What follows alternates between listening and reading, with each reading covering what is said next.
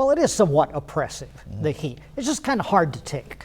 It's true. You know, you go from air conditioning to heat to air conditioning to heat, and it's, well, Big switches. it is. It is. So, you know, your body has a tough time adapting. So it's very important to make sure you're not overheating this week. Heat-related illnesses can be deadly. News 10's Madison Zaleski joins us now live outside. We've sent her out in that heat. She spoke with local paramedics on how and what to look for. Kevin, anyone who has stepped foot outside knows how hot it's been. I even got off the phone with Union Health just a few minutes ago, and they shared with me that they've admitted several patients with heat-related illnesses in the past week. I also spoke with a local first responder who's now on high alert for any sort of heat-related illnesses this week. Folks across the Wabash Valley are continuing to endure the brutal temperatures. Like many others, Cheryl Ball is getting her walk-in early to get a break from the heat.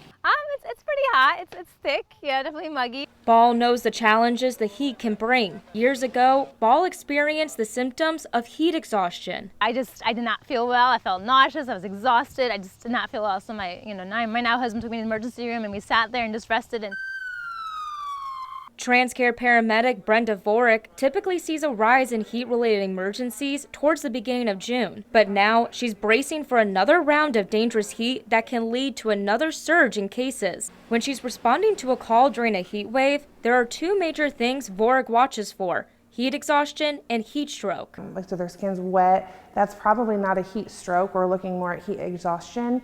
But when their skin is hot and red and flushed, that's on more of the heat stroke side. So they've stopped sweating, so their body's not trying to do the cooling process itself. If someone is showing these symptoms, Vorick moves fast to get them cooled off. However, with the sudden shifts in temperatures, the job gets much harder. When you're rolling around in an ambulance, they're kind of rolling ovens, and there's not a lot of place for the heat to go when you're in the back. And then when you're actively working and you're moving around, if it's a high acuity call, it's hard to keep cool. Water is key to staying hydrated, but drinking too much water in a short frame can be dangerous. People think, oh, I just need to chug all these gallons of water, and it can be harmful. So that for sure. You do need to stay hydrated, but don't drown yourself out in water. For Ball, she's watching the conditions daily and plans to cope with the heat. try to take breaks if you get hot and everything, and try to stay in the shade if you can. If you can't, just rest when you can't, when you're able to.